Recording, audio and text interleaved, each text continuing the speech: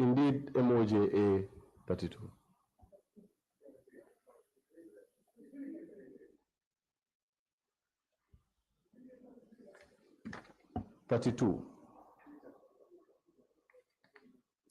Is it a Bluebird? No, Volvo. No, you're reading a different document. Secretariat, can you please assist? Okay.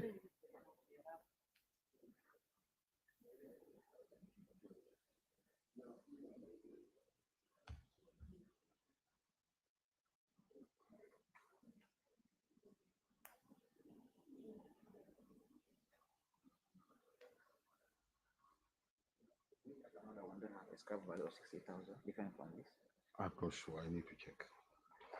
Because the one they are referring. Which brand is that? Yes. It's Volvo also. Yes. There's another one here. No. Wait. There's another one here.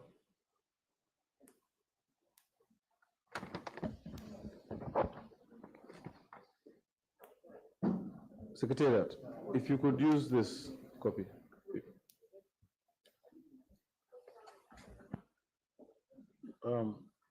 Looks like there is a duplication here. I don't know.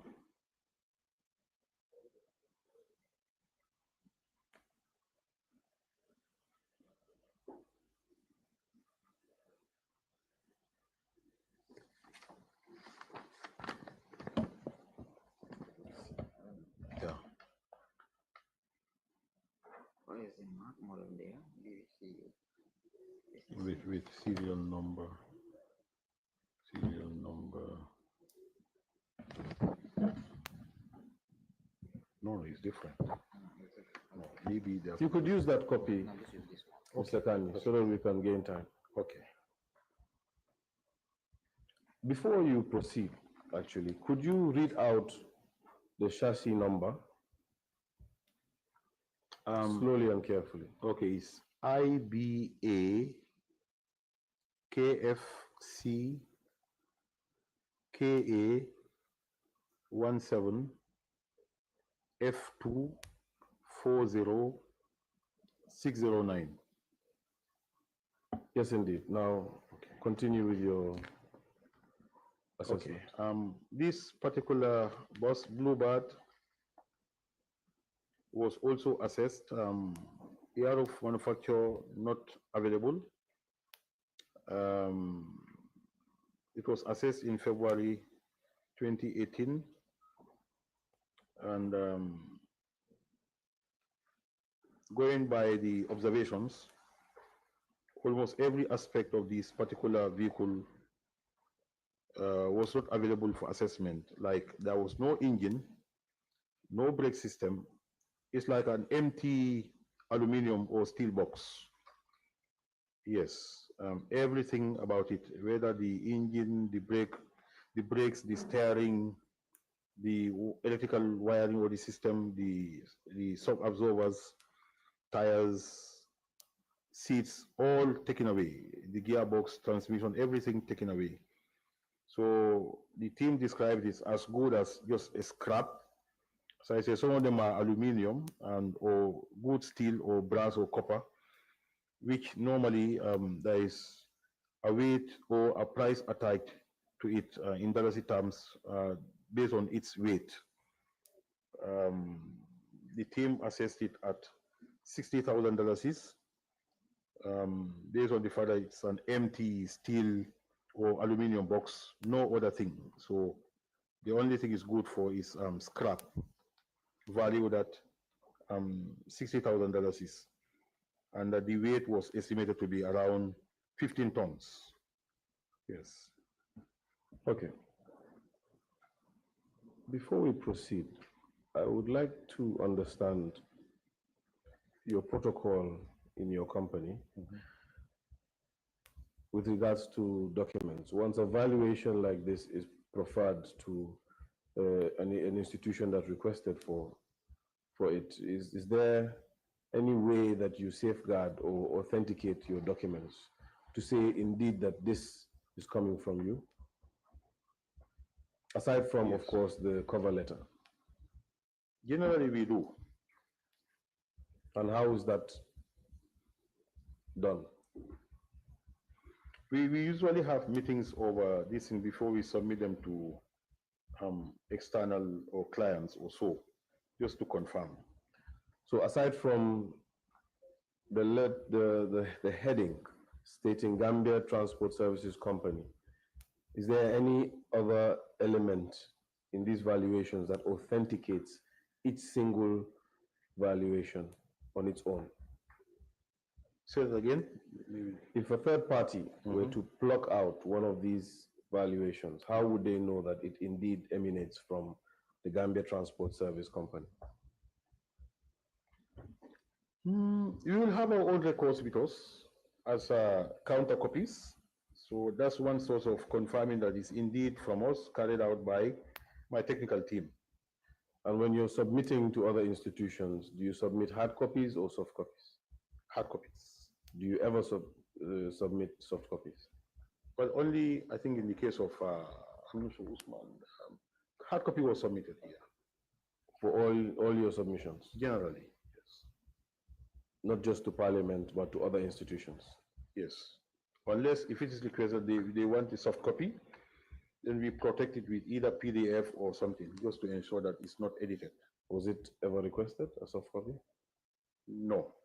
No soft copy was requested? No. All right, I would like you to contrast the document before you, which is part of your submissions, and MOJ 8A32. Secretariat, if you could assist the witness.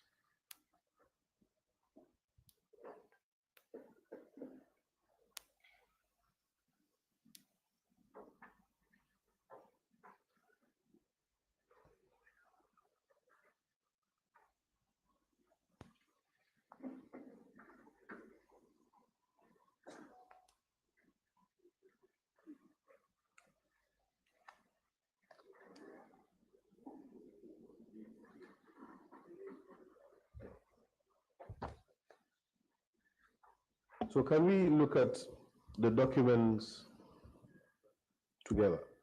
Okay. There is a heading on both documents, right? Yes, Council. The heading tallies. Yes. And what is the heading? Gambia Transport Service Company.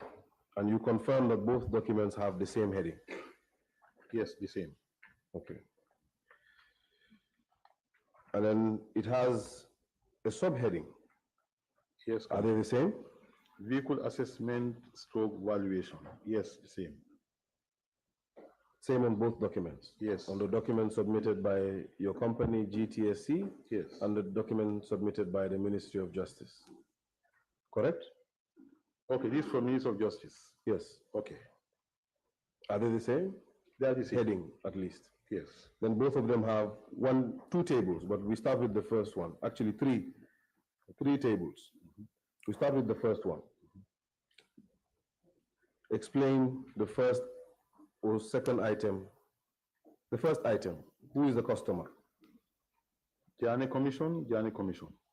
The same? Yes. What is the vehicle make on both of them? Bluebird, Bluebird.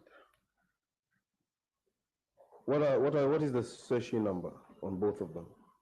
You can take your time to read it out and confirm they are the same on each document, and then confirm or deny, and then read out each of them. The one on my left, that's what I believe is from us. Is that correct? Yes. SASI number is IBA KFCKA17 F240 609. Can you read the one on your right? It's the same. You confirm that it's the same? Yes, Council. Let's fast forward to the date. 15th of February 2018 on both of them. Let's fast forward now to the observations column. Okay. Engine condition. What is the observation? Missing on both of them. What is the appropriate cost? On the one, I would say from us, not applicable, at that whole column is not applicable throughout. Every single column is not applicable. Yes. What about on the document submitted by MOJ? Blank. It is blank. Yes. So essentially, they're the same document, but they are not the same document. Are you confirming that? Yes. Which one does your company take responsibility for?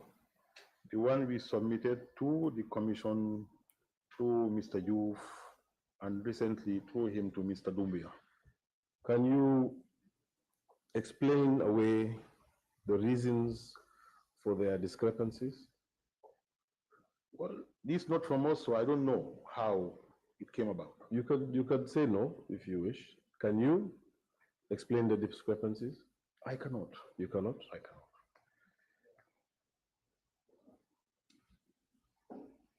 Again, I ask, at any point, did any institution request for soft copies of your valuation reports? And do you recall submitting any soft copies of such reports? I cannot remember.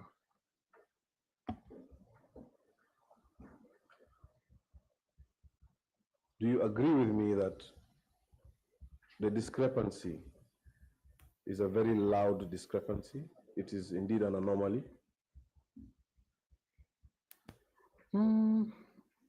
Subjective, but for me, as long as it did not change the final value, blank could be as good as not applicable. Yes, so I don't see it as very serious. You don't see the discrepancy in documents as very serious? So for me, my the intention is, if the value remains the same, then the message is Yes, virtually as a the same. technician, you're focused on the content. Yes. I am focused on the form of the document. Okay. And this is why I asked whether you had shared any soft copies of these documents with any institution. I cannot recall any institution requesting for soft copy from us. Is there another variation of your reports? Another variation? Yes, perhaps one that might not have the column filled out for approximate costs? Not to my knowledge, Council. Not to my knowledge. Thank you. I would leave the rest to the committee. Okay. Honorable Chair, your witness. All right. Thank you so much, Council. Mr. Kanye? Yes, Chair. Yes.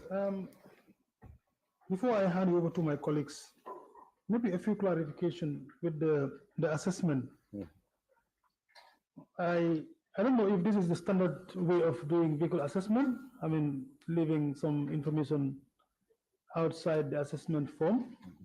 Maybe this is the standard form. I don't know. I'm just asking. But I've seen that some things are missing in the information. Perhaps these are bosses, and bosses in nature are commercial. Isn't that right? Sometimes they can be for private use as well. Private use as well. Yes, yes. Yeah, but these bosses were mainly commercial. The bluebirds mainly. Mainly. Yes. And could you confirm if they are mini bosses, or because we've seen that whether they are mini bosses or bigger ones? All the bluebirds are large buses. Large bosses. Yes, as I said, they were the ones used by the defunct transport company, Youth School, before. I would confirm that, like large bosses, normally, if you're doing an assessment, is it also appropriate to mention the capacity of the bus? Is that applicable?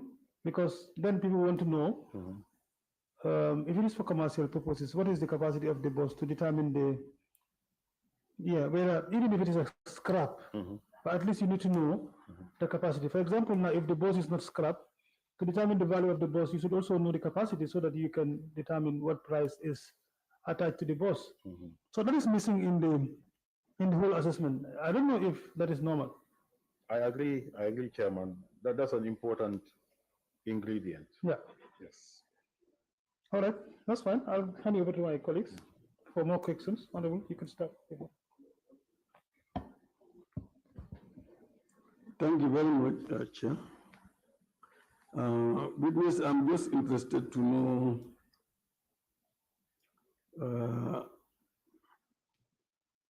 whether the GTSU was just appointed, contracted to do this work, or whether it was advertised, and then the GTSU applied. What really happened? You were just handpicked to do the valuation. We were identified by the Janneh Commission to carry out the exercise. As I said before, we are the largest users or operators of buses in the country. Yeah. So by default, anything dealing with buses, we are call it the last resort. Yes, so that's how it was advertised. It was not advertised. It was not. Yes, also when you look at the valuation, you will notice that several buses that are almost the same end up having the same amount, final amount. For example, you have chassis number FBBCU 2030 2790, that is 76, end up being sold at 76, or valued at 76,000. And then you have chassis number FBBCU 2030 1410, also valued at 76,000. The same thing with chassis number 2030 2700. The same thing with 2030 3570, 76,000. The same thing with 2030 3570, 76,000. The same thing with 2030 4005, 76,000, and so on. So I just cannot understand how, is this a coincidence or is really a good evaluation that is done there, in your opinion? However, I need to refer to all of them, so bear with me. I don't know.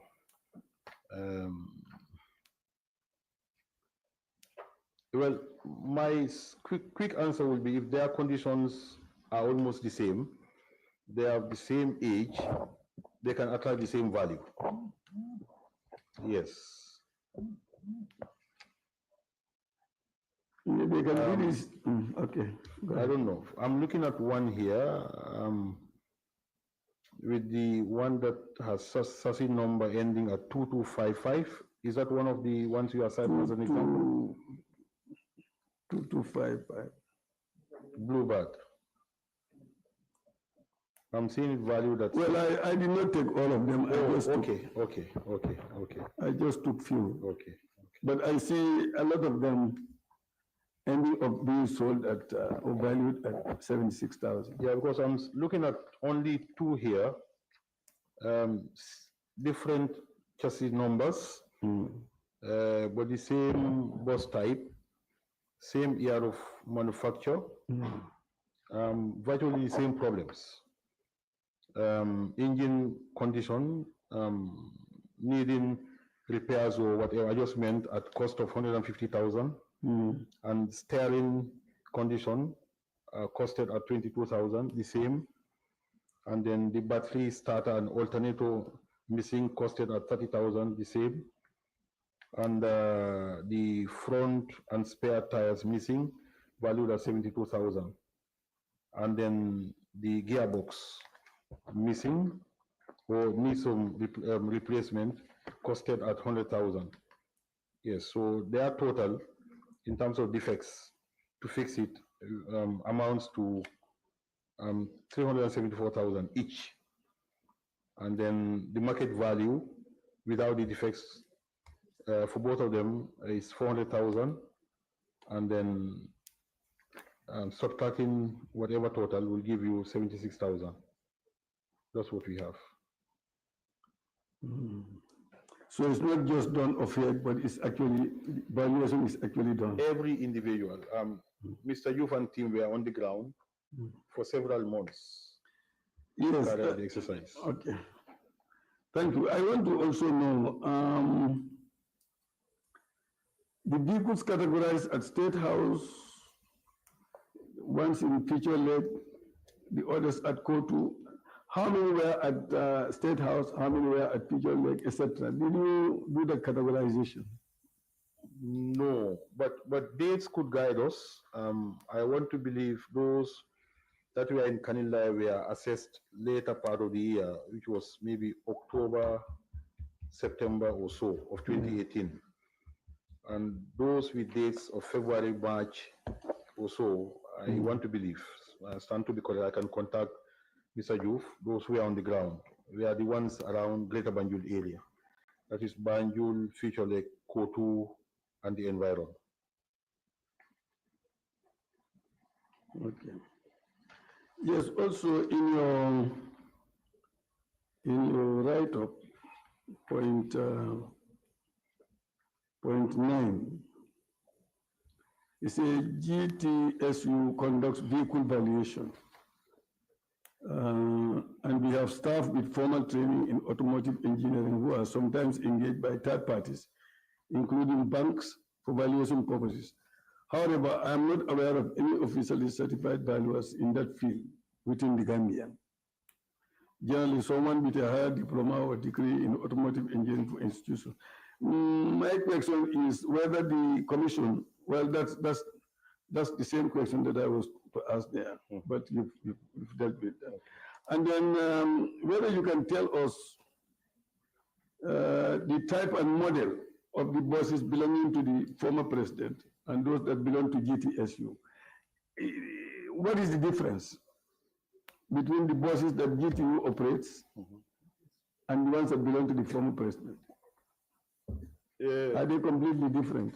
Well, they are all buses, of course, brands being different. If used for the buses being assessed by my team belonging to the former president, we are also multi-variety brands. Bluebird, Volvo, Mercedes, and others. So it's also various types. And GTSC, we are using mainly brands from India, China, and Brazil, and Europe. India, they are Tata, Ashok Leyland buses. China, Photon buses. And we have some few Mercedes.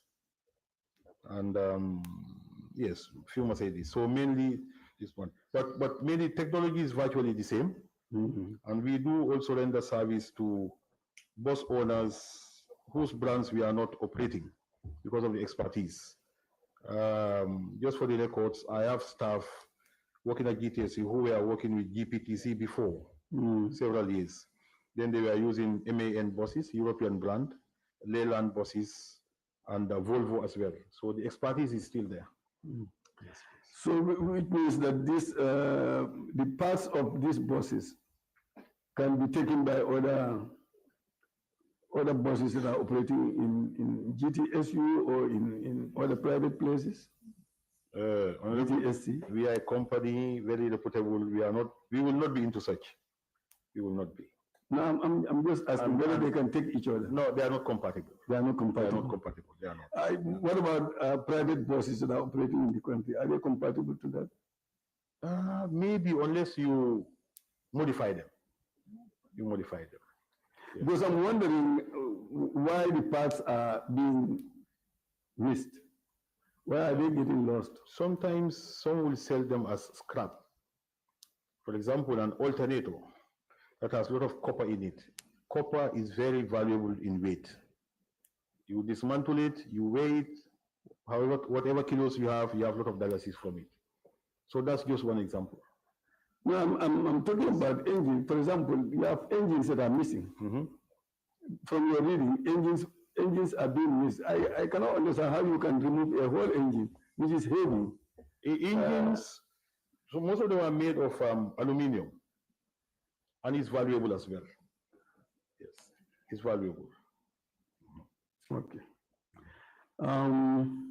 Yes, in the letter dated 17th October 2018, when you were discussing with Consul, in response to the request for assessment of vehicles, it took 10 months for you to respond. Why did it take that long for you to respond to the request? Later dated, 17th October 2018, I believe. He was telling you that it took something like 10 months for you to respond. I think what happened When they made a request for you to do the assessment. yes, what I remembered was that we had difficulty accessing some of those areas. So we had to wait for the Janneh Commission to clear the way for my team to go to those areas. Yes. Okay.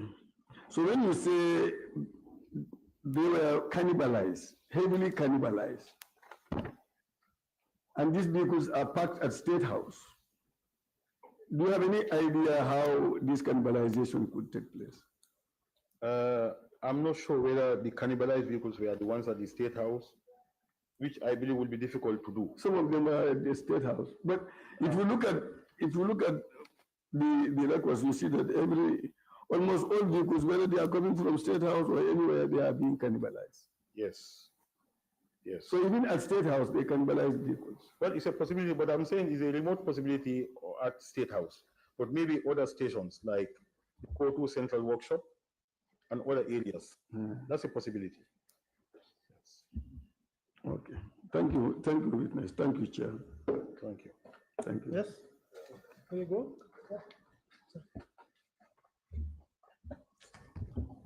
Thank you very much, Chair. Thank you, Mr. Kanye. Thank you, Honorable.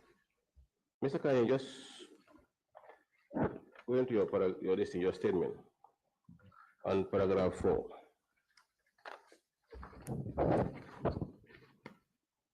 Your meeting with the lead counsel. Was this meeting before the evaluation or after the evaluation? So this will be after the evaluation. I think I corrected that to say the meeting must have taken place in early 2019. 2019. Yeah, that will be months after submission of the evaluation report.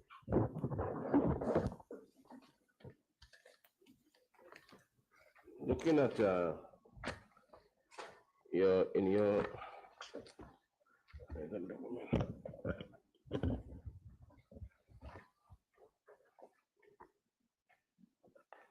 on GTSC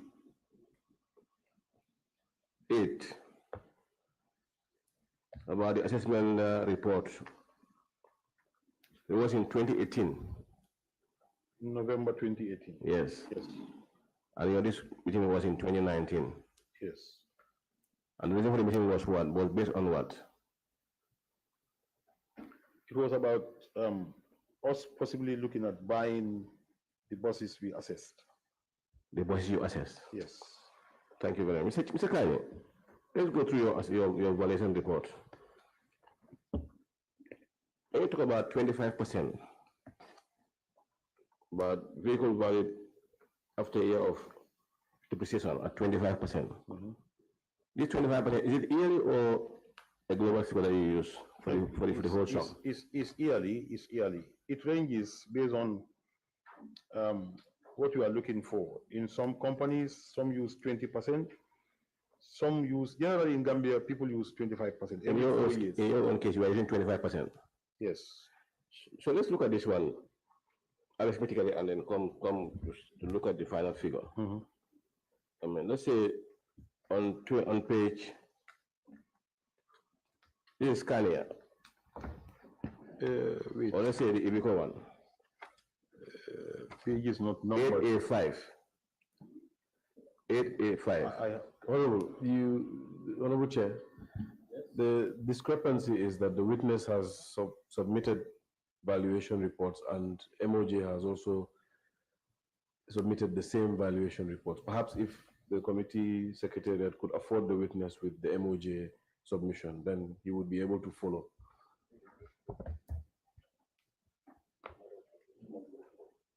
Here we go. 5. Here we go. 2.3. And for the record, Mr. Kani, the Honorable asked you if the depreciation rate was 25% or 20%. You mentioned 25%. 5 to him, but you earlier mentioned 20 to me. So you perhaps could clarify that because the document states 20. Document said 20. Well, as I said, it varies. So depending on what you are looking for, you could use 20, you could use 25%. Yes. Idea, Mr. Kanye? Yes, Honorable. Okay, like, I mean, the initial sales value was 4 million. Okay. And then if you look at 25% of 4 million, it's how much? No. Honorable. Let me, this was, its year of manufacture is 2011. 2011, yes. And at point of assessment, it was already 7 years old. So using whatever percentage, either 20 or 25%, its book value would, yes. So the 4 million is as at 2018, the market value. As at 2018? Yes. That was the market value? Exactly. Okay. This is a top brand bus, is a European brand, and looking at this is a luxury coach. I mean, this is on the percentage. If you calculate on percentage wise, how are you able to come to 1.6? No, it's not about the percentage. No. So what about the 1.6? Let me check properly, please.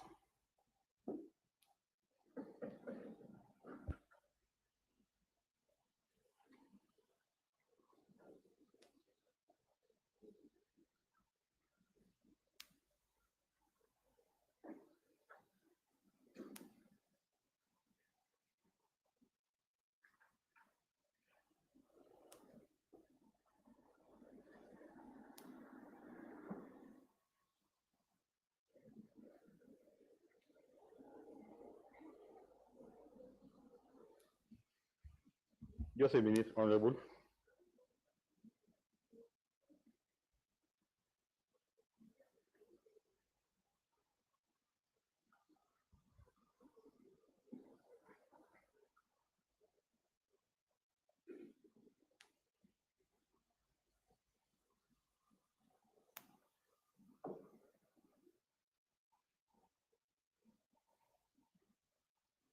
I need to recheck this, Honorable. I need to recheck this properly. Because if you go to the other page also, on 6. Honorable, you are on track. Maybe I can help you. Don't move from there. Okay? Let me help you. If you look at it, your annual depreciation should have been 20%. That's your rate. Are you using 20% or 25%? 25 is what is there. Yes. Then good luck. Thank you. Yes, I've seen it. And if you go to the other one also on 8A, it's the same problem again. Yes. Because you have 4 million, and 25% of 4 million is about 1 million. 1 million. And you're repeating the same figure again at 1.6. And the year of manufacture for this one was 2010. 2010, and the other one was 2011. So 1 year older than the other one. And yet still, you still have the same figures. What I tell us here. Yeah, as I said, I need to check this properly. Let me get back to you. If that is okay with the committee. Yeah. What are you saying here? When do you want to get back to the committee, Mr. Kanye? We want us to give you like 10 minutes or so. Maybe 30 minutes or so. 30 That minutes. is not too long. No, it's okay. We all wanted the answer. Yes. So Yes. what we will do then, yes, I think what we can do, lead council. I want to grant him that 30 minutes to go through and get back to the honorable member. So that being the case, I think we can stand down. Honorable, I would advise that, unfortunately, Honorable.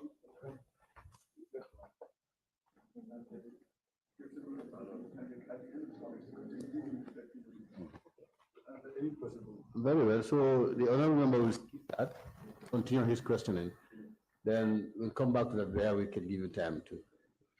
Honorable Chair, I would like to direct your mind to the fact that we have another witness scheduled for the afternoon session. And if we are to give this witness 30 minutes, it goes into the lunch break, which goes into the other witness. So perhaps that can be part of your deliberations in considering the time given to the witness. What we are going to do now is we are selfing that now. So the honorable member will skip this question and he continues. When he is done, others will also continue. When we are done, we can allow him to go through and come back. We'll see how we mind that when you get there. So for now, honorable member, can you skip and continue?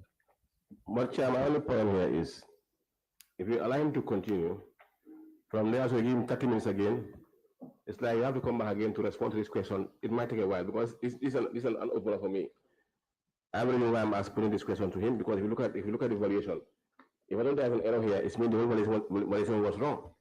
It wasn't properly done. So compared to what I'm seeing here, it's like there's a problem. So if at all he wants to give us to give him 30 minutes, it's like he's going to respond back after the session, or what?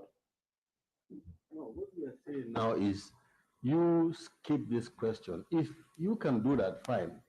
Then you take your next following questions. Then we come back to this particular question. Okay, Chair, If you think what I will do is, I will want to say something? yeah, I want to say something. Okay. Yes, Chair, with your permission, for me, I think the witness have an answer to his question. Honorable Chair, if I could Counsel, please, a minute. Please. My feelings are the witness has an answer to the question the member asked. It's either for the witness to tell us the figures that are inputted are wrong, or he will go and correct it. But for me, he knew the answer. Let him just give us the answer, we move on. It's already wrong. He cannot go there, correct it, come back, tell us these are the correct figures. Counsel? Okay. No, me, I have questions. Not on this, I have questions. Counsel, yes, you were going to say something. It's fine, it has been overtaken by events. Witness, Yes. what's your position on that? Can you provide the answer now? No, I cannot. I need to consult my, let me call it accountants. Okay. Yes. So I don't have an answer to this now. This is why I said, give me a little bit of time to get back to the committee if it is acceptable. Yes, you don't have. Yes. Okay, we'll take it from that. That answer to it. Committee, let's take that. The decision will be hours later. Chair, thank you very much for the decision taken by you. I think I will stop here and then allow others to ask, because I have many questions with regards to this valuation. So as far as there are no answers available now, so let me give the baton to other person to come up with their own questions. Thank you. At this point, I'll hand the chair back to the chair of the committee. Thank you. Okay, Honorable Professor, you can go ahead. Thank you, Chair, and thank you, Mr. Kanye. Thank you, Honorable. Mr. Kanye, I will refer you to emoji 8A2. 8A2. Yes.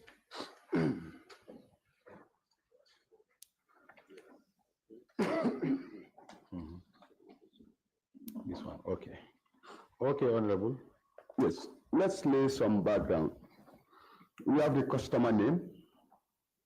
You have seen it. Yes, I've seen it. We have the vehicle make, the chassis number, the model. We have the year of manufacture. The date, that date, what does it mean? Date assessment was made on the particular vehicle. That's the assessment date, huh? Yes. The year strictly is the year of manufacture, not so? Indeed. Perfect. What was the year of purchase of this particular vehicle? We did not know that. We did not know. You did not know the year of acquisition. No. How are you depreciating them to establish your sales value? So the moment you know the year of make, That's absolutely wrong. Depreciation at the end of the day is based on the date of acquisition. Depreciation is an accounting value. When an organization buys an asset, as at the date of acquisition, what they do is they kind of start recovering the asset. Now let's take, for example, you are the current manager of GTSC. yes, Not so. If you buy a man bus that was manufactured in the year 2020, and you buy it as at the 1st of January 2025, when are you going to start depreciating it? the moment you start using it. But as per our records now, you would have started depreciating them from 2020, as at the year of their manufacture. Honorable, generally, when vehicles are made, hardly would they stay 1 year with the manufacturer without hitting the market. Hardly. Hardly. Mr. Kanye, Yes, Honorable. you want to consult your accountants. Accounting is based on principles. Yeah, true. Depreciation is to cater for wear and tear. True. And the principle of depreciation states that as at the date of what? Acquisition, the organization will apply their rate. True. And on annual basis, a fair value from the cost of that asset will be apportioned throughout the useful years of that asset. True. So now tell us here, what basis did you use for your depreciation with regards to the cost recovery to establish the accounting value? Now, Honorable, as I said, this vehicle, considering the year of manufacture 2003, as of 2018, it was already 15 years old. Now, I will stop you there. I will stop you there. Okay. Based on the example I give you, being the current manager of GTSC, Yes. will you use the same basis as is reflected on this document to apply for depreciation? Generally, that's what we use. I'm asking you, Yes. on general terms, I'm asking you, Yes. would you apply the basis of depreciation as the current manager of GTSC as reflected on this document? Yes. I will give you the example again so that you don't make an error. Okay. I said, if at all you bought a man bus in 2015, Okay. you bought a man bus that was manufactured in 2018, when are you going to start depreciating it? Will you start depreciating it in 2018 or will you start depreciating it in 2025? 2020? No, I'll start depreciating the day I start using the bus. That will be which year? 2018, going by your statement. I will repeat again, Mr. Kanye. The bus you bought in 2025 was made in 2018, but you bought the bus on the 1st of January 2025. When are you going to start depreciating? From the day I start using it. Which year? 2025. So based on your statement, is this document in front of us correct? No, I am saying that Mr. Kanye, Mr. Kanye, Mr. Kanye, go ahead. when facts are established, we don't lay backgrounds on them. Based on your statement, you said even though the vehicle was manufactured in 2018, but you start depreciating it during the year of acquisition, which is 2025. That's why I'm asking you. Based on that fact, the document we are having, which is depreciating the assets based on the year of their manufacture, is that document correct? Honorable, if I may step in. Yes, you can, please. This was an exercise whose background regarding the vehicles somehow generally in Gambia was shrouded in, let me call it missing information. It could be difficult that anybody could establish when those vehicles were acquired for the correct records by the former president. So one good basis for you to establish as a starting point in valuing them is to know the year of manufacture. When they were acquired, it's possible there were no records on that. Or if they were, they could be hidden, not available to my team. So this was the only basis we could use to guide us. And in depreciation, knowing buses, we could gauge how old they are, how long they have been used by the former president or the team, we could not establish. Yes, Mr. Bukanya, that will be a compromise position. Before giving you that convenience, let us answer the question based on principle. Okay. Is it right to use the year of manufacture? Depending on information available to the assessing team. Mr. Kanye, yes. Principles and professionality does not work on compromises. You either get it right or you get it wrong. You either get it right or you get it wrong. Is it right to use the year of manufacture? That's the last time. If you don't know the details, you might use it as a guide. You might use it as a guide. Yes. The committee will really decide on that. But I will tell you for free, as a general manager of GTSC, that never use the year of manufacture to start depreciation. Let's move down now to the initial sales value. Can you tell us what that means? Just like the market value. The sales value is the market value. Market value. Yes. How did you determine the sales value? Well, you look at the industry standards and you are guided by it. Now, what role did the depreciation play in the establishment of your sales value? Well, the moment a vehicle is fully depreciated, honestly, you are guided by only what goes as the market rate for a particular vehicle. Let's take this particular one as an example. This 500,000, how did you establish it? Well, as I said, we are by year of manufacture, and from that year to the date, it was assessed 15 years, book value 0. And we know it's still in useful condition or still, which is 100.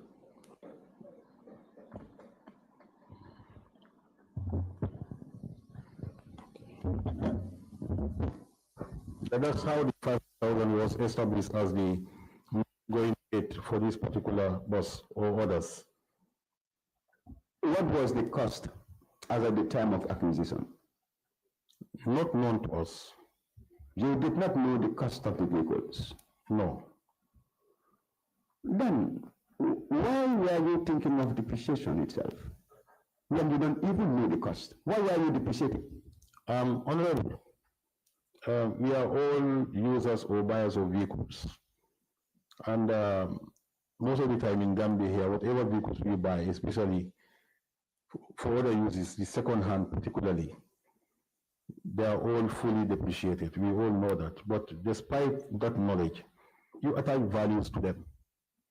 You attach values to them. If you do a search on any bus that is, whether it was manufactured 2003 and is still in running condition, this value we have given, you will be around that, plus minus. Yes. So, but I want us to agree on something, that there is a difference between the book value of an asset and the market value. The book value is basically for accounting purposes. That takes care of the costs, the annual depreciation, and then it gives you the net book value. The market value of an asset looks at other variables. That will be the general condition of the vehicle, the mileage, the usage of the vehicle, and whether it had any accidents. So in this particular valuation, the moment you guys are not able to establish the basis to apply the depreciation percentage on, which would have been the cost, why were you concerned with the depreciation? As I said, the year of manufacture was the major determinant that guided us in our depreciation, with assumption that this must have been before and it has gotten its book value as 0. Now, we've agreed that you can never rely on the year of manufacture for depreciation. That was an error in principle, application, and in accounting. That was completely wrong. And even if, allow me, even if we wanted to wrongfully rely on the year of manufacture for depreciation basis, without the cost, how are you applying it? Honorable, I think I'm going to repeat the same thing, that if you are affected by information asymmetry, not all the set of information you need to do something is not available, your best alternative will be to see what you can make use of what is available to you. I wouldn't go further, we've established the point, but my submission would be this valuation doesn't serve as an accurate indication of the market values of these assets. And if at all this was the only valuation done by GTSC, then it was wrong. But should in case Mr. Kanye and his office are having any other document that would portray the real value or market value of these assets that was based on an accurate valuation, committee should request for them and we have it. But these records are not accurate. Thank you. Can I? Just to add on something, Mr. Kanye, before I give it to Honorable Mbo. Okay. In the conversation, I think when the member asked you about using the year of acquisition, and that you were relying on the year of manufacture. What is the essence of the remark colon in the whole valuation? If that is the case, why was it that the evaluators did not mention that in the remark colon to inform members of the commission that you are relying on the year of manufacture rather than year of acquisition, so that they know the value? You were not doing that. So how do we determine the actual market value of the vehicle, if that is the case? Okay, Honorable, some of these questions you can easily get them even from the open market. It's not rocket science. As I said, I will repeat this. Any bus that is 10, 15, 20 years old and is in running condition, its value will be around what we have given as experts. Yes. And if Honorable is challenging that, I want to give it back, but let's assess what is in the market. Second-hand buses, how much do they cost? You will be guided accordingly.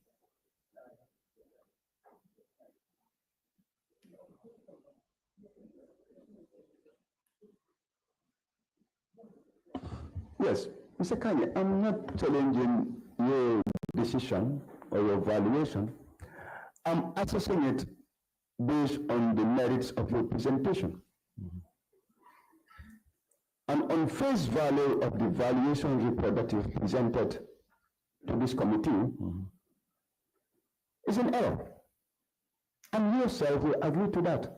When you said, one, you couldn't get the cost, two, you didn't know the year of acquisition, and you started making compromises. Now, those compromises diluted the authenticity of your report. I'm not challenging your report, no. But the merits you provide to this committee do not really pass the test. You cannot depreciate an asset based on the year it was bought. Sorry, you cannot depreciate an asset based on the year it was manufactured. No, that's completely wrong. And you agreed in your submission that you will never do that as a general manager of GTSC. So why apply it to the assets of the former president? Because for us as a company, we know year of manufacture, year of acquisition. Then so we have complete set of information. Allow me. Go ahead. Then what stopped you from reporting to the Janneh Commission that the key elements or most of the vital informations needed to do the valuation of these assets are missing? One, that is the year of acquisition. Two, the cost and others. Did you write to them to inform them? We did not. We did not. Thank you. Just one thing I want to clarify before you take over the chair. I mean, Honorable Vice Chair granted 30 minutes to get back to me. So I'm suggesting as far as he's here, it's left him around by his side. Well, I can assign the guy to do the contacts for him before we wrap up with him. So that then before we are ready, he can give us the results that we are asking for. If not, it will take time.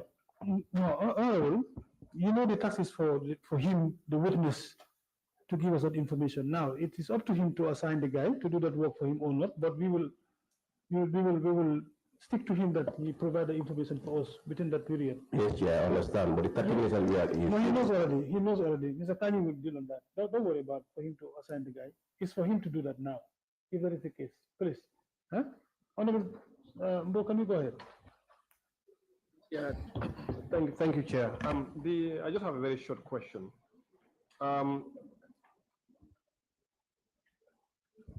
Yeah, thank you, Chair. Now, I just have a quick question.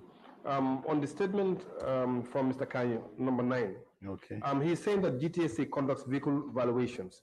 Now, do you do this for a fee, or you just do it as you wish?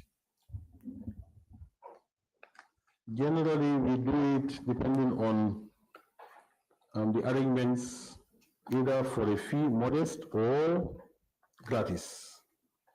Okay, in this particular instance, with the Janneh Commission, who assigned you to do these valuations on these vehicles, have you charged anything? We did not. The technical team was paid only, I think, 1 day allowance when they went to Kanilai. One day allowance? 1 day allowance, which was, I think, $600 per person. Okay, now just to continue where my colleague Fofana stopped on the depreciation. Were these vehicles acquired by the former president new, or were they used? Going by the ages, some of them were used, some of them new. Okay, but you never knew how much they were purchased for? No, we did not. Okay, so I think there's a real issue here, because if you do not know the purchase price, but then you want to do depreciation, I'm not too sure exactly how are you going to do that. That's a real issue. Yes. All right. Thank you very much, Chairman.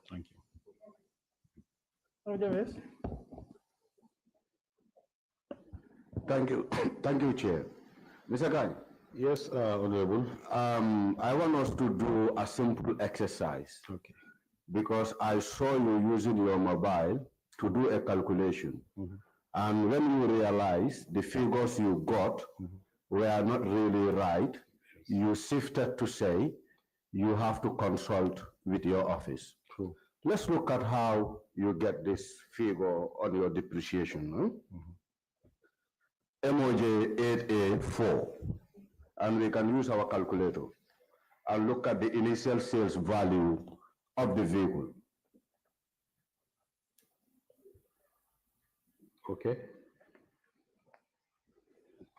Honorable, you are taking me back to the same thing. I need to. No, don't worry. I'm not taking you back to the same thing. My interest is to find facts. Yes. Right? You don't have to direct what we should be doing, sir, with all due respect. Okay. Allow us to do our job. That's good. Thank you. Okay. Yes, let's look at the initial sale value of the vehicle. What is the amount? 3.5 million. 3.5 million. Yes, Honorable. Okay, let's have that figure against the 25%, which is the depreciation. Which will be 0. Times 0.25, right?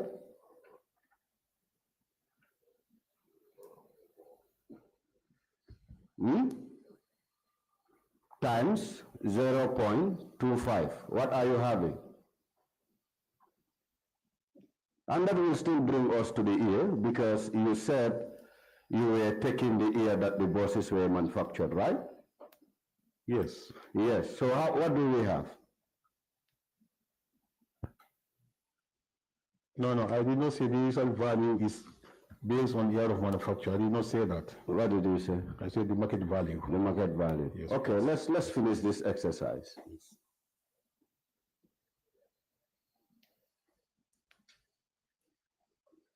Go ahead. I'm listening, Honorable. Yeah, what do you have? I asked. If you multiply that with 0.25. What is the answer? It's quarter of 3.5 million. Give me the figure, sir. Not full or quarter or half. I want to know the figure you got after multiplying. You see, you were not even doing the exercise, sir, because you did it earlier and you knew exactly what you got. Say it again. I didn't get that. I said you multiply the 3.5 million against the depreciation percentage, which you said is 25%, right? Okay. So meaning 3.5 million times 0.25. What do we have as an answer, I ask?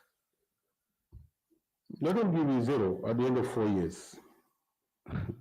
So meaning the process has no value. No, they have value. They have market value.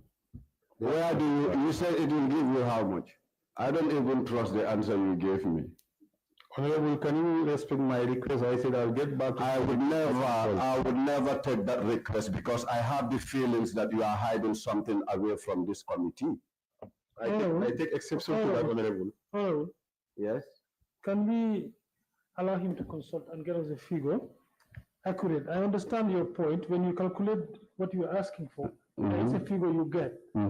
But to get the correct information from him, without putting on the pressure right now, can he consult and get us a figure right now? Chair, can I say this? Can I also say this? Yes.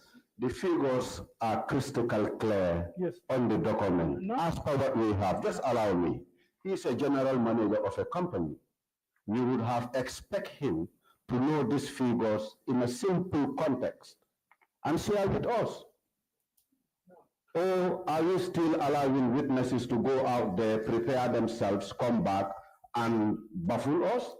No, not that. You know, remember, we are doing fact finding, and on this statement, you remember we said the witness should not tell us anything that is not factual. You understand? Now, if we should put him under pressure to tell us something that is not true, perhaps we are putting ourselves into trouble. If he said that he wanted to go back and consult, because I understand maybe he was not there. If he want to consult and give us information, we can accept that from him. Give us information, but make sure give us an accurate information. You understand? With what we have, I think that is in order. Chair, I wouldn't go against your rulings, but also to be on records, he wouldn't come with anything new. Thank you. We can progress. Mr. Kani. Yes, Honorable. At some point you said when the then lead council invited you for a meeting. Yes. You didn't take any documentation. No. Of the meeting. We did not. Why? And as a general manager of a company, why should you sit in a meeting without taking minutes of that meeting? Can you explain that to us? And are you really in control of that company as a manager? I am very much in control, and not all meetings that all of us attend, you take with you records, depending on how you are invited to a particular meeting. I said there was no formal communication from Janneh Commission for us to go to that meeting. We were verbally invited. We went there, had a very short discussion, and that was the end of it. Mr. Kani, yes, in your statement when you were responding to the council, you did mention that whilst the lead counsel called for you to meet with her, then you were busy writing a proposal for the acquisition of the former president's bosses. Am I wrong or right? Is that in my statement? I need to... No, that was part of the response you gave to the council. What did I say according to you? You said the time that the then lead counsel, Ms. Annie Bensudo, reached out to you for a meeting in relation to the bosses, then you were very busy developing a proposal for the acquisition of the bosses. I cannot remember saying that, Honorable. I cannot remember saying that. This is not 6 years. This is just few hours ago, maybe half an hour ago, and he is saying he cannot remember. Can we go back to the records and actually get part of his response in connection to what the council asked?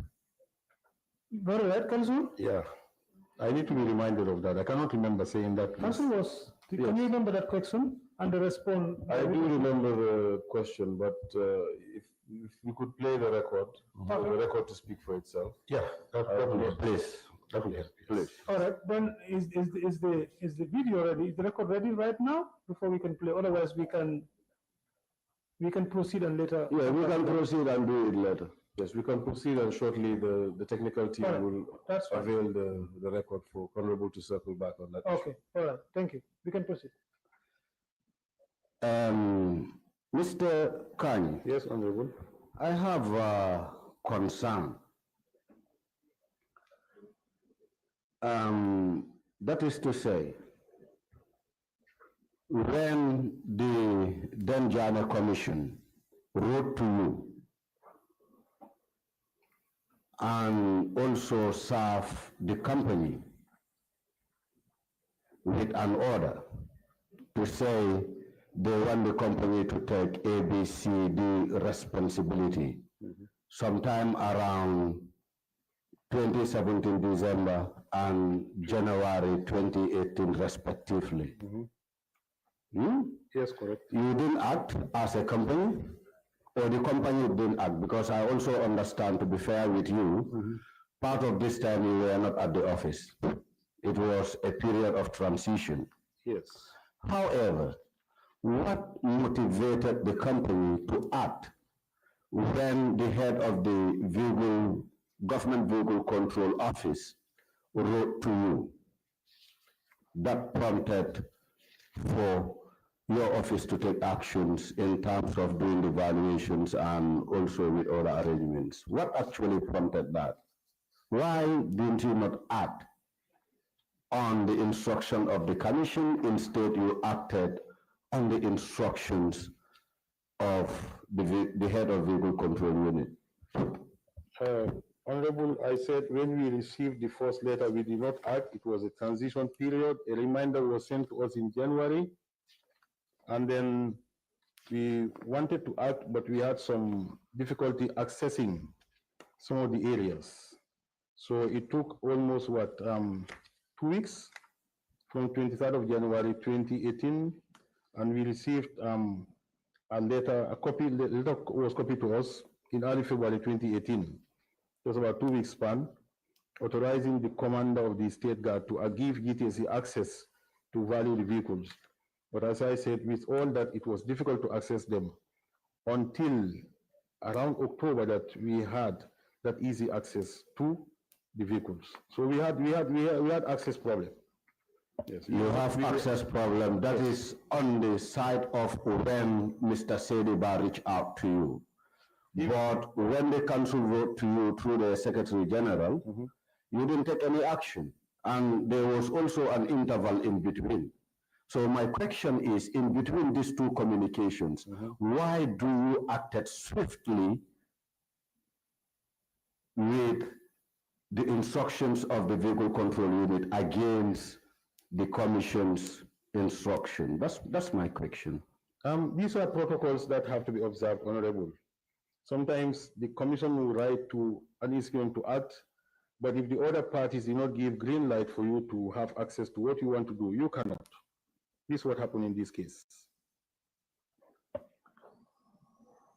I don't still get to understand you, because for me, the reason behind you not accessing the site, or the duration when you couldn't access the site, was when Mr. Sedili or Sediba wrote to you.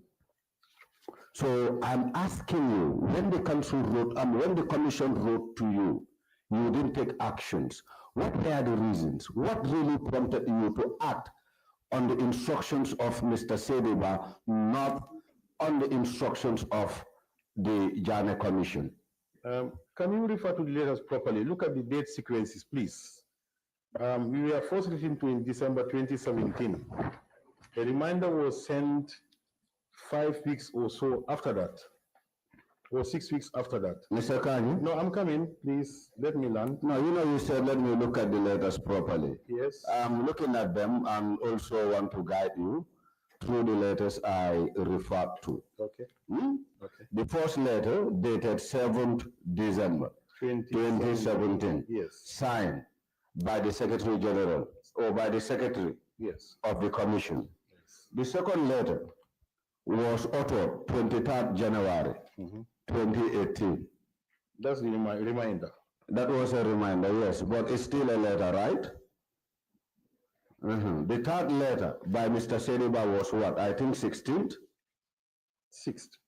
6th February? Yes. Yes. So, looking at these intervals, December, January, until February, my question is, why were you acting on the instructions of Mr. Seriba, not on the instruction of the Janneh Commission? We did not act on Seriba's instructions. We acted on the request of the Janneh Commission, Honorable.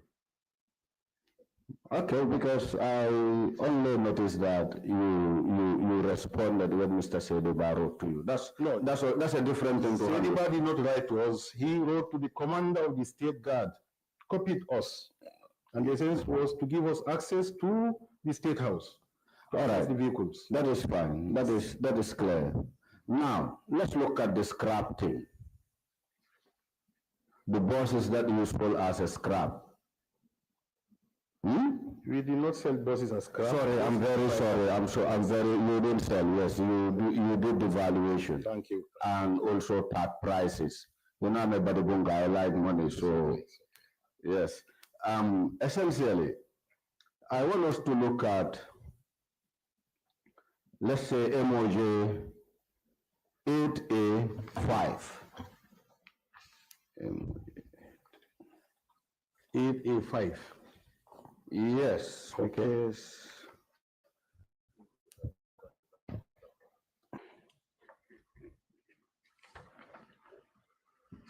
Yes. Yes. If you look at it, there's this high and high bus that was labeled as a scrap. I have a different version here on 8A5. I'm not sure whether it's the same as what you have. Mine is an Iveco.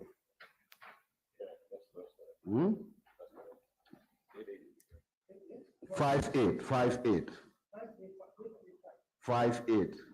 I captured. 58 rather, yes. 58. Because MOJ 58. Yes, sorry. MOJ 58, yes. 58.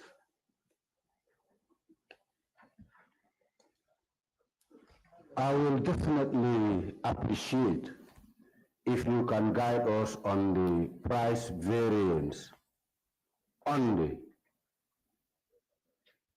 buses that were valued at different prices. If you look at the specific one I referred you to, the price tag is 249,000 as a scrap bus. I think it's a scrap, right? Yes. Scrap value. Based on description, yes. Now, if you look at MOJ 8A60, there is another scrap of a high and high with a price tag of 189. Yes. Against other price tags of scrap buses at 76K, 81K, and 68K. I think some of them, in fact, as low as 54 or 51,000. Okay. Why these variances, considering the fact that these buses equally were scrap buses? Can you guide us through, please? It will depend on the materials the particular vehicle is made out of or made of. If it is largely aluminum content, that will attract more value. And if we have a lot of copper wires and other things in it. So it depends on the particular materials a vehicle is made of. Okay. Akany, yes, let's take these two buses as a typical example. The one that you tag at 249 and the one that you tag at 189. What is the material variance in between these two buses? Both valued at 350,000 each, market value. But look at the observations column. Look at the observations column, Honorable. Yeah, so the cost of adjusting it to have it up and running are identified here. And they have different costs. So that explains the difference in the net values or scrap values, we call them. Mr. Khan? Yes, Honorable. I still want to understand this difference because what I'm seeing here, for example, if you look at the one that you tag at 249, one of the observations you have is requires servicing, requires servicing, 25K and 8,500. Just a minute, I'm looking at it properly.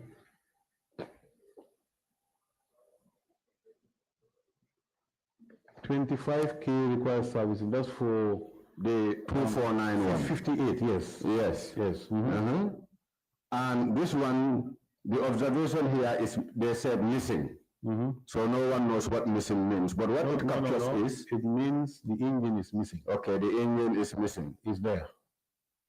Okay, engine condition missing. But what I'm saying, if you look at the cost attached to that is 80K. Yes. And you were telling me that normally it emerged from the observations you have. So with these observations and also the amounts attached, which one is higher? The 249 against the 289. The 249,000 scrap boss of a Hyundai against the $189,000 scrap boss Hyundai. I didn't get the question. Can you please repeat? What I'm saying, looking at the observations and the amount attached, in between these two, considering the observations, which has a higher amount attached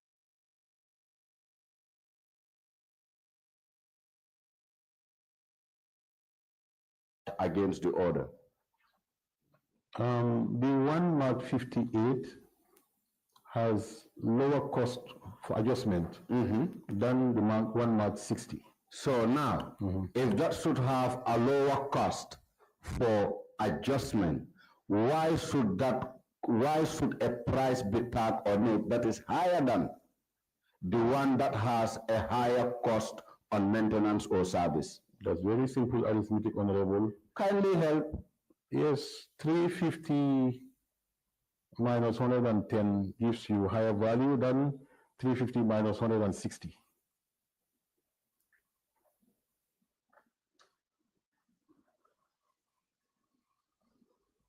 Come again. I say 350,000 minus 160,000 will give you lower value than 350,000 minus 101,000. Okay. Thank you. I get that. But again, I'm still surprised that we can sell a scrap for 289,000 for a boss as a scrap, or we can tag a price as a value for a scrap of boss at 289,000 against 50 or 76,000. I'm definitely not convinced how this is possible. Okay. For now, I would hold it here until the proposal, the issue of the proposal is clear. Then I will make a follow-up question, Chair. Thank you. Thank you so very much, Honorable. Mr. Kanye, Yes, Honorable. quickly just to, before we close, earlier when you were talking to the council, you actually mentioned about, by the way, before I head there, what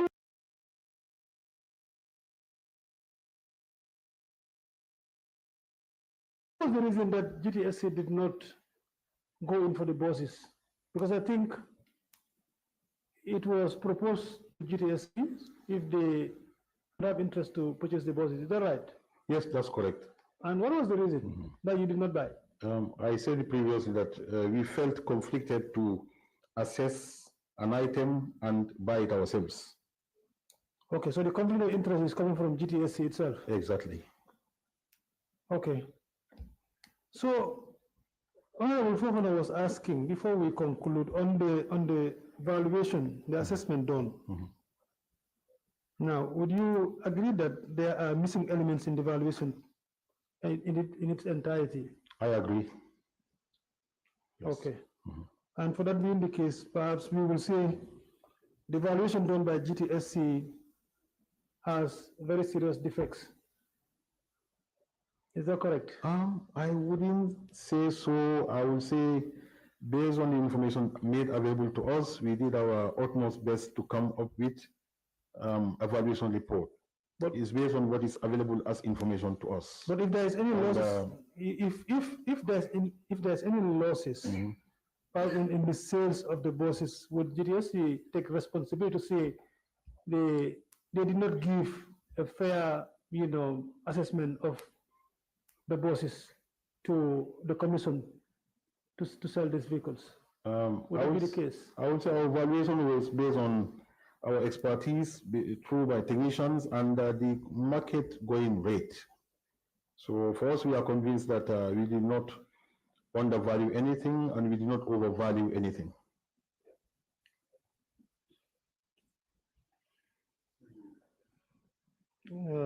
Okay. I think we have got something clear, very clear in regards to valuation report. Going by the valuation report is telling that there are errors. And GTSC was doing the right thing, telling us that what they did was right. And comparing to what we have in here, based on Mrs. Kai's response, there is a big problem with the valuation report. So should we accept the report to say it is correct, or should we say the report is incorrect? For the valuation report, if you look at the valuation report that is given to us, based on my preliminary check, there are big gaps, Mr. Kanye. So I will definitely say that this report is not correct. Either you are overcharging, or you are undervaluing. These two might happen. Thank you. All right. So the issue here is the onus lies on the committee to accept the valuation report, but Mr. Kanye, as a witness, perhaps he has right to defend his valuation, his statement as well. But it is for us as a committee to determine whether what we have in our position is right or wrong. And I think the committee will take a decision on that. Remember, we will have a report based on our view of the whole assessment, and of course, what is submitted to us. We will take a decision on that, and perhaps it will form part of our recommendation later. Yes. So, Council, before we move, any further clarification? Yes, not quite clarifications, but just to remind the witness that there were 3 items he is to provide to the committee. The first one is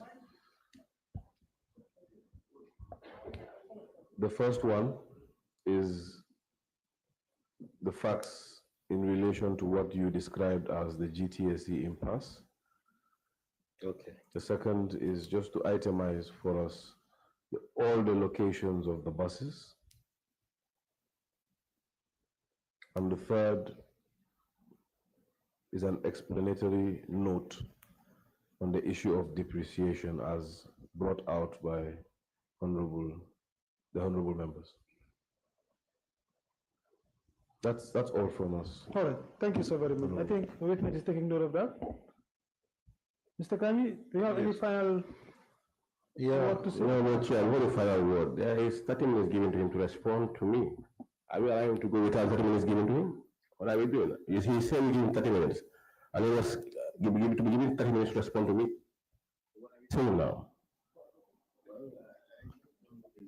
In that area, because when that issue happened, I was chairing, and I have on my notes, because when the lead counsel said another witness is coming, giving him that 30 minutes, would have an issue. I put to the witness, do you have an answer to this question? And he said he has no answer to the question. I said, then the committee will decide on that. Let's take note of that point. That was what happened. I took note here to say he said he has no answer to that. So like the chair said, when we are deliberating over these things, this thing needs to be highlighted. Very well, very well. Just like I said, if information is asked and it could not be provided, yes, the committee will determine what we put in the report and as part of our recommendation. But if the witness has the answer, perhaps you can provide the answer to the committee, okay? But if you do not have, yes, we will take note of it, and then it will form part of our report as well. Because I think it's a valid question, and it, seeks for a very clear answer. Thank you so very much. Do you have any final word before we? Yes, thank you, honorables and council team. Some valuable observations on our report. But just for some tips here to be guided properly on the values we have attached to our valuation, not to defend them, but just to guide each other. In this world of internet also, even if you go online to any vehicle valuation sites online, punch age of a particular vehicle and its current market value, you'll be guided. These are very straightforward answers one can get. As simple as that. It's a very simplistic approach, but we did not go that way. We have to assess thoroughly the vehicles and see a way of attaching values to them. I agree with the honorables that the depreciation aspect has some issues, which I promise to get back to you on. Yes, but that's one thing. But the most important aspect is an old vehicle will have a market value, whether scrap or not. And then that's exactly what we did as a GTSC. Thank you. And I promise to provide you the information as soon as possible, these 3 areas. Thank you. All right. Thank you so very much, Mr. Kanye. And yeah, we will release you for today. Maybe in the course of the inquiry, if we need you again, yes, you will be written to. Of course, you will be here to more questions. Yes. And for now, we will take a lunch break, and then we'll resume at 3 o'clock. Okay. Thank you. Meeting adjourned. Thank you.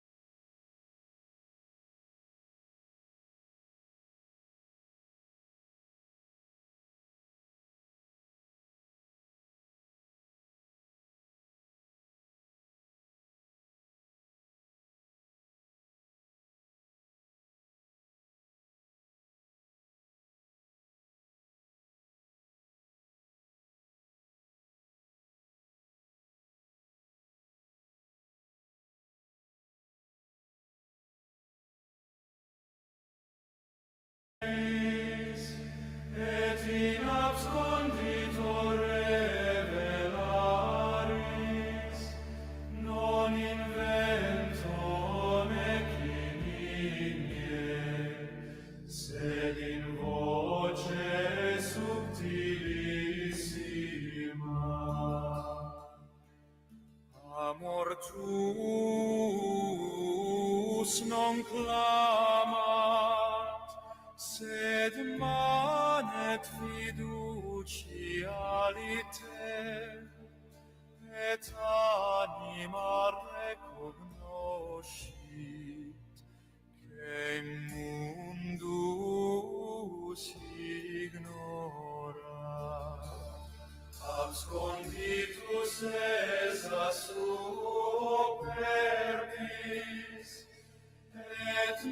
totus es humilibus, revelaste in dolore, et cures in secreto. Adoramus te, Deus abscondite, qui es veritas in tenebreris, non video sed amo, et in amorem venio luce.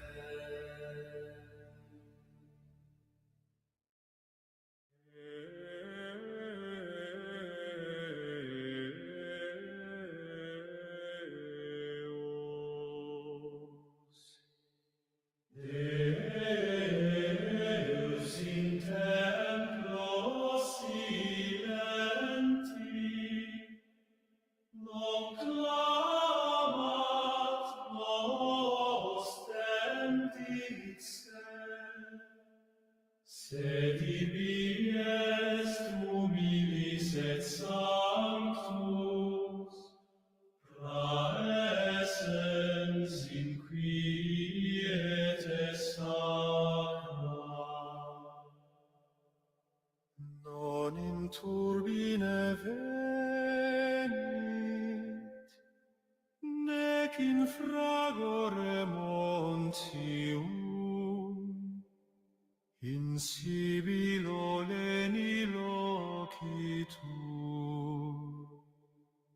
et tangit corda mansueta.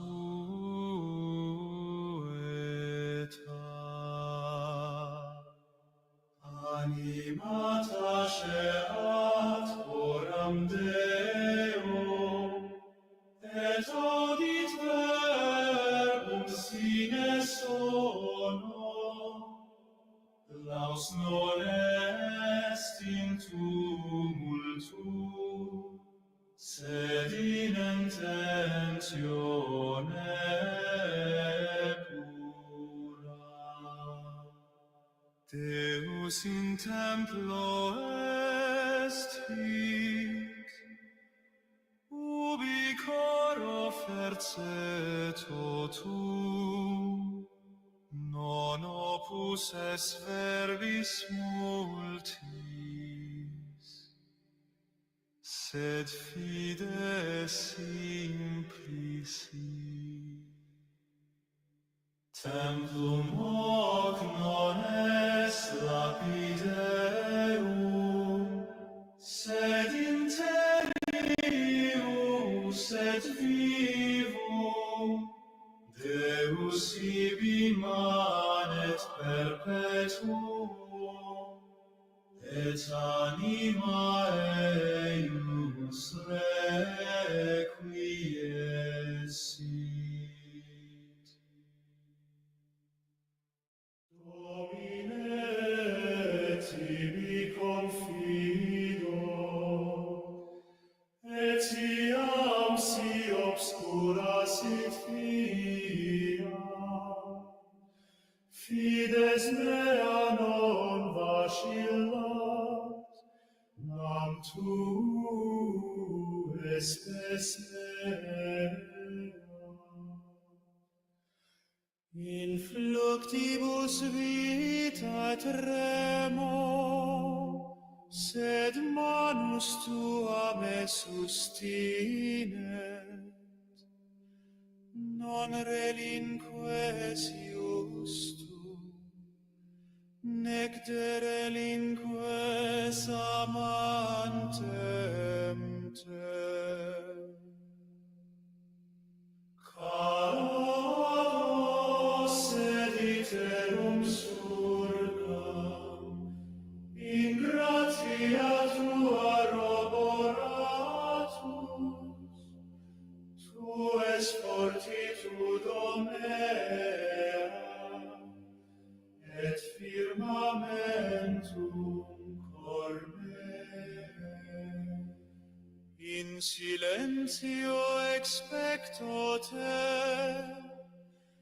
et venis in tempore tuum. Domine, docem me patientiam, et da mihi pacem interiore.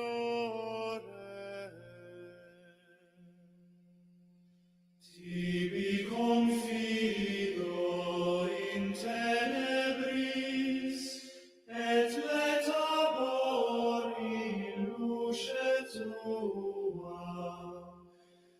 Domine, tibi confido in eternum et ultra.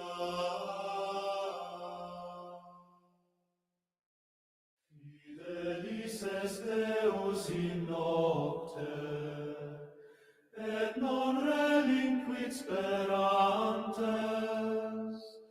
vigilet super dormentes, et animas consolatur. Quando omnes taceas,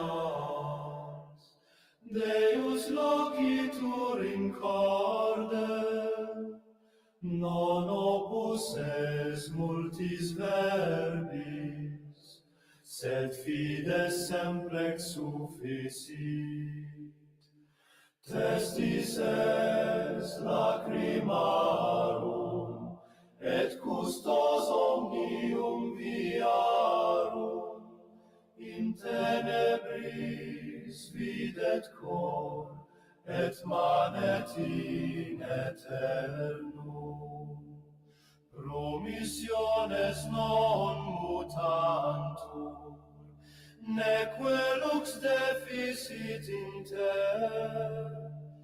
Evenit nox et non desperatio, nam tu es lux perpetua. Nulla nox vincit lucem, nullus dolor vincit amorem, Deus fidelis manet semper, et spes non confunditur. Cum vigilavitur cum dormiam tu custodis, fidelis est Deus in nocte, et in die misericors. In pace dormiam cum Deo, non timebo noctem amplis, manus eius supra me, et cor mem requiescit. Nulle voces me turbant, nec umbra emet angunt. Angelus Domini vigilat, et pax regnat in corde. Somnus fiat sacramentum requies in gratia plena. Corpus qui escat in terra et anima in Deo speret. Sancta nox me protegat, et lumen intus ardiat. In pace dormiam fidelis cum Deo in eternitate. Laus tibi Domine nocte.